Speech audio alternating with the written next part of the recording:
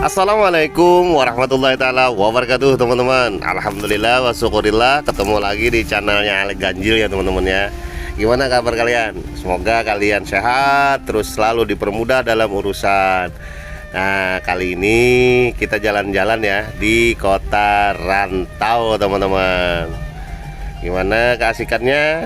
Saksikan terus ya, teman-teman ya. Semoga teman-teman bisa terhibur.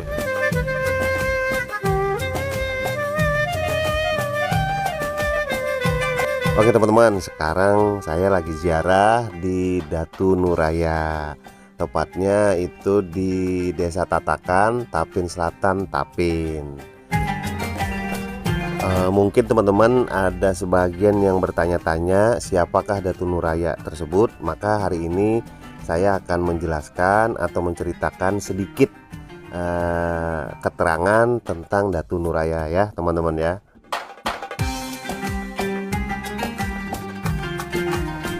Orang banyak sih terkenalnya memanggil beliau itu dengan Datu Nuraya, tapi nama beliau itu bisa juga dipanggil dengan Abdul Muin, Abdul Raub, dan Abdul Jabar. Itu sebahagian nama-nama beliau, dikenal oleh ya sedikit masyarakat lah.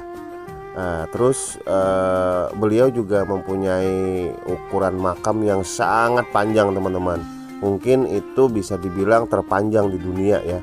Kurang lebih panjangnya itu 60 meter dan lebarnya 6 meter. Terletak di Desa Tatakan, Tapin Selatan, atau di Rantau gitu loh teman-teman, kabupatennya ya.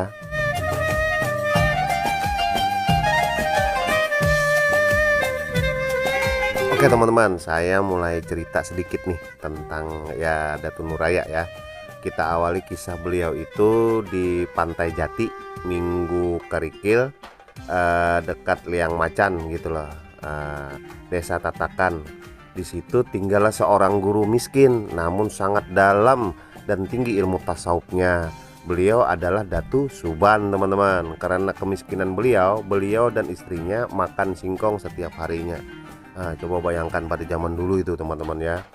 Terus pada saat lebaran hari raya, Datu Suban kedatangan 13 murid-muridnya, yaitu Datu Murkad, Datu Taming Karsa, Datu Niang Talib, Datu Karipis, Datu Gunun, Datu Ganun, Datu Argih, Datu Ungku, Datu Labai Duliman, Datu Harun, Datu Arsanaya, Datu Rangga, Datu Galuh, Liang Bulan, dan Datu Sanggul gitu loh teman-teman. Dan ketika sedang menikmati hidangan yang disediakan oleh Datu Suban di rumah beliau, tiba-tiba datang seorang yang bertubuh sangat besar, serta merta mereka terkejut dan segera mengambil tombak dan parang untuk menghadang orang tersebut gitu loh. Terus tiba-tiba ada ucapan salam yang berbunyi Assalamualaikum warahmatullahi taala wabarakatuh, kata orang besar tersebut sambil mendekat. Waalaikumsalam warahmatullahi taala wabarakatuh, jawab para datu. Lalu Datu Suban berkata kepada murid-muridnya bahwa orang yang memberi salam itu insya Allah akan berniat baik dan tidak membahayakan.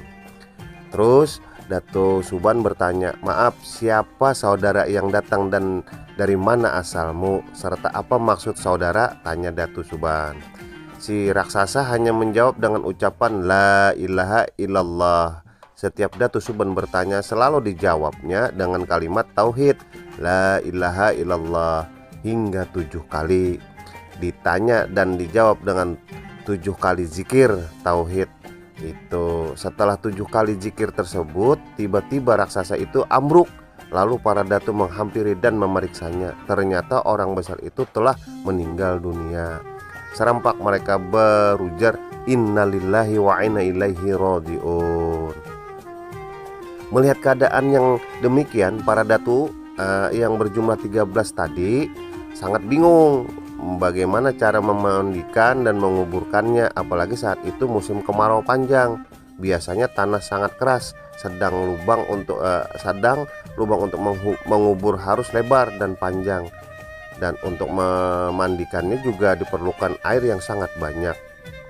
Konon di tengah kebingungan para datu tiba-tiba hujan sangat lebat, dan ketika mereka mengangkat jenazah dengan mengerahkan tenaga penuh, ternyata tubuh orang besar itu sangat ringan, hanya seperti segumpal kapas. Serentak mereka berseru, "Subhanallah." Dan sebelum mereka membersihkan mayat itu, Datu Suban menemukan sebuah tas selempang dari dalam pakaiannya. Setelah membukanya, ternyata terdapat sebuah kitab yang akhirnya terkenal dengan sebutan kitab berincong gitu loh teman-teman.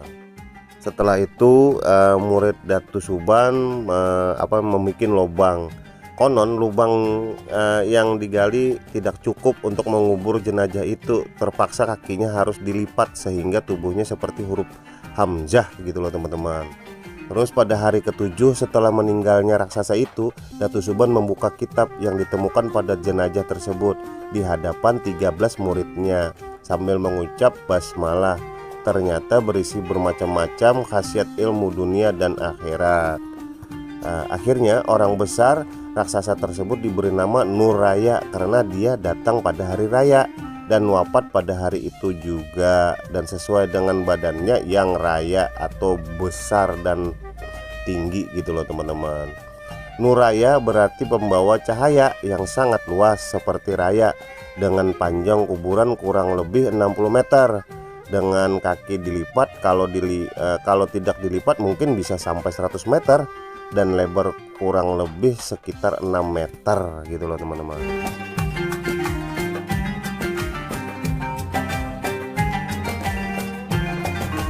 Nah gitulah teman-teman, mungkin sedikit cerita dari saya. Kalau kurang lebihnya mungkin ya teman-teman yang lebih tahu tolong ditambahkan ya di kolom komentar, biar kita semuanya jadi tambah ilmu dan pengetahuan gitu loh teman-teman. Dan selain itu juga disinilah titik awal dari kitab berincong yang diwariskan oleh Datu Suban ke Datu Sanggul, dan Datu Sanggul juga membagi kitab tersebut, mengasih atau membagi gitu kepada Muhammad Arsyad Al-Banjari yang ada di Martapura gitu loh teman-teman.